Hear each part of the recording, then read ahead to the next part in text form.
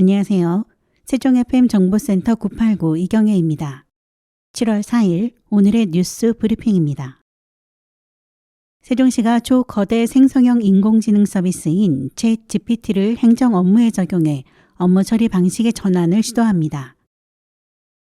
세민호 세종시장은 지난달 5일 디지털 역량 강화를 통한 지능형 미래 전략 수도 조성을 목표로 챗GPT 등을 행정 업무에 적용하고 이에 따른 공직자 역량 강화에 나서야 한다고 지시한 바 있습니다.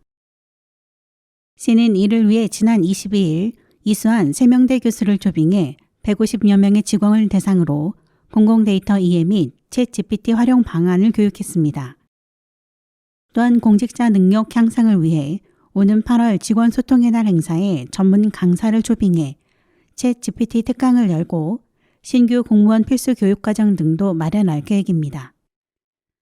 시는 챗GPT가 업무에 활용되면 인력으로 수집하기 어려운 방대한 데이터를 이용할 수 있어 기획 보고서, 보도자료 등을 보다 손쉽게 작성할 수 있을 것으로 보고 있습니다.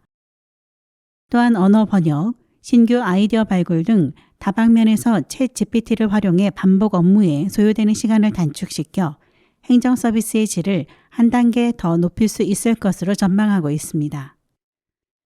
시는 앞서 과학기술정보통신부와 한국지능정보사회진흥원에서 주관한 초거대 인공지능 공모 사업에 선정된 바 있어 이를 기반으로 내달부터 국내 최고 수준의 인공지능 기업과의 협업으로 초거대 인공지능 활용 및 실습 교육, 서비스 기획 및 발굴을 위한 맞춤형 상담, 초거대 인공지능 플랫폼 활용 등을 통해 인공지능 기술을 공공부문 행정 서비스에 적용할 방침입니다. 세종시와 행정중심복합도건설청, 한국도시주택공사 세종특별본부가 행정중심복합도시 4-2 생활권 도시첨단산업 제9차 분양을 실시합니다. 세종테크노밸리는 세종시 도심에 위치한 유일한 산업단지로 직주 근접 환경을 갖춘 것은 물론 주변 대학과의 연계를 통해 전문 인력 확보가 용이해 분양에서 높은 경쟁률을 나타내 전체 54필지 중 44필지가 분양을 완료한 상태입니다. 이번 분양 필지는 산업용지 6필지와 복합용지 4필지를 포함한 10개 필지로 평균 분양 가격은 3.3제곱미터 기준 산업용지 209만 원, 복합용지 291만 원으로 책정됐습니다. 기분양받은 기업 중 절반 이상이 연 매출 100억 원 이상의 첨단 산업 선도 기업이며 이 중 기업 15곳이 공장 건설을 완료하고 현재 운영 중입니다. 대표 기업으로는 네이버, 마크로젠, 바이브 컴퍼니가 있고 기업 지원을 위해 중소기업기술정보진흥원과 창업진흥원이 함께 입주해 있습니다. 지난 3일 입주자 모집 공고를 실시하였으며 입주를 희망하는 기업은 입주 심사 지침서를 기준으로 입주 신청서를 작성해 8월 21일 10시부터 8월 25일 16시까지 한국토지주택공사 세종특별본부로 제출하면 됩니다. 입주 대상자 선정평가는 신청기업의 기술, 신용 등급 등에 대한 정량평가와 경영실적, 사업계획, 재원 조달 계획 등에 대한 정성평가로 진행될 예정입니다. 입주자 모집 및 토지 분양에 관한 세부 계획 일정은 세종테크노밸리 누리집을 참고하거나 한국토지주택공사 세종특별본부 토지판매부 또는 시산업입지과에서 확인할 수 있습니다. 세종시가 지역 농가의 생산성 향상과 경쟁력 강화를 위해 다음 달 10일까지 하반기 농업발전기금 융자를 신청받습니다. 농업발전기금은 농협은행과 협력해 농업인들에게 대출금리 1%로 농업자금을 융자해주는 사업이며 이번 하반기 융자액은 20억 원입니다. 융자 대상은 시설 운영자금으로 농촌 소득 증대를 위한 사업, 품목별 균형 있는 지역 특화 작목 지원 사업, 농산물 가공을 위한 시설 지원 사업, 농기계 구입 자금 등입니다. 농업발전기금은 지난 6월 조례 개정을 통해 지원 사항을 확대했습니다. 주요 내용은 한도액 상향, 상환 기한 연장, 청년 농업인과 농촌 융복합산업 사업자 대상 0.5% 우대금리 적용, 운영자금 용도 확대 등입니다.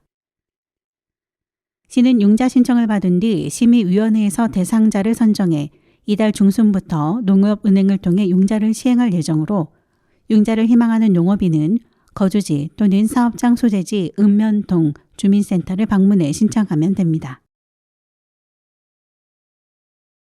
세종시가 오는 10일부터 14일까지 2023년 하반기 지역사회 서비스 투자사업 신규 이용자 750명을 모집합니다. 지역사회 서비스 투자사업은 지방자치단체가 지역 주민의 수요에 부합하는 사회 서비스를 발굴하고 이용자에게는 사회 서비스 이용권을 발급하는 복지사업으로 이용자가 희망하는 제공기관과 서비스를 직접 선택할 수 있다는 점이 장점으로 꼽힙니다.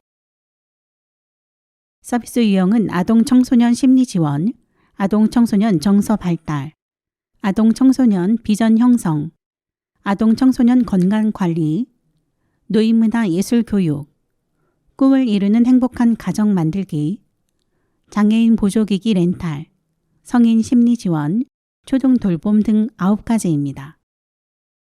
희망자는 모집기간 내 신분증과 필수 제출서류를 지참하고 주민등록상 주소지, 읍면동 행정복지센터를 방문해 신청하면 됩니다. 신청 자격, 구비서류 등 자세한 사항은 시 누리집과 세종시 지역사회 서비스 지원단 누리집 공지사항란에서 확인할 수 있습니다. 세종시 교육청은 올해 4월부터 6월까지 영상 콘텐츠 제작 프로젝트를 추진해 제작한 영상을 공개했습니다. 이번 프로젝트에서는 세종장영실고등학교 IT 콘텐츠과와 한국영상대학교 학생들이 협업하여 공익 영상 콘텐츠 총 3편을 제작했습니다. 광고 캠페인, 애니메이션, 모션 그래픽의 3분야, 환경보호와 음주운전 예방을 주제로 한 이번 콘텐츠는 학생 스스로 환경보호의 필요성을 느끼게 되어 교복 아껴 입기를 실천하고 절대 음주운전을 하지 않겠다고 다짐하는 내용이 담긴 공익 광고입니다. 영상 제작은 멘토인 한국영상대 학생들이 주도하고 장영실고 학생들은 기획부터 편집까지 전 과정에 참여하는 방식으로 진행됐습니다. 특히 환경보호 캠페인을 목적으로 제작한 피팅룸의 비밀은 장영실고 학생들이 직접 출연하기도 하였으며 향후 국제공모전에 출품할 예정입니다. 이번에 제작한 영상 콘텐츠는 세종시 교육청 공식 유튜브, 블로그 등에서 확인할 수 있습니다. 세종시의회는 지난 3일 세종시의회 대회의실에서 제4대 개원 1주년 의장 브리핑 기자회견을 열고 세종시의회 의정활동에 대한 브리핑이 있었습니다. 이순열 의장은 향후 의회 운영 방안과 관련해 실질적인 행정수도 완성을 위해 노력하겠다라며 세종국회의사당 건립과 대통령 세종집무실의 조속한 설치를 추진할 것이라고 했습니다. 이를 위해 미래전략수도 완성 특별위원회를 구성, 국회 운영규칙 제정 촉구와 중앙행정기관 추가 이전을 위한 건의활동 등 주요 현안 해결을 위한 활동을 이어가고 이와 함께 전국 지방의회, 충청권 시민단체, 집행부와 다각적으로 연대하며 지역 여론과 국민적 공감대 확산에 힘쓰기로 했습니다. 이 의장은 또한 2027년 충청권 하계세계대학 경기대회 성공 개최에 주력하기로 하고 의회는 하계세계대학 경기대회 추진특별위원회 설치와 유관기관의 종합체육시설의 조기 건립으로 차질 없는 대회 준비와 조직위원회 구성 촉구 결의안을 채택하는 등 적극적인 활동을 이어나가고 있음을 강조했습니다. 또한 맞춤형 일자리 창출도 언급하며 청년과 경력 보유 여성, 남성, 신중년 등 다양한 형태의 일자리 필요성 부과, 상황의 적재적소에 영향을 발휘할 수 있는 여건 조성을 위해 노력하기로 했습니다. 이 밖에도 생태 교통 구축을 위한 기반 마련을 위해 현재 세종시의 좁은 도로와 불편한 주차장 구조 등으로 시민들이 많은 불편을 겪고 있다고 판단, 시에서 추진 중인 버스 요금 무료화는 좋은 정책임을 밝혔습니다. 끝으로 이 의장은 기본과 원칙을 지키는 의회, 시민의 일상에서 함께하는 의회를 만들며 시민의 애정어린 관심을 부탁한다고 말했습니다. 이상으로 세종FM 정보센터 989 오늘의 뉴스 브리핑 마치겠습니다. 감사합니다.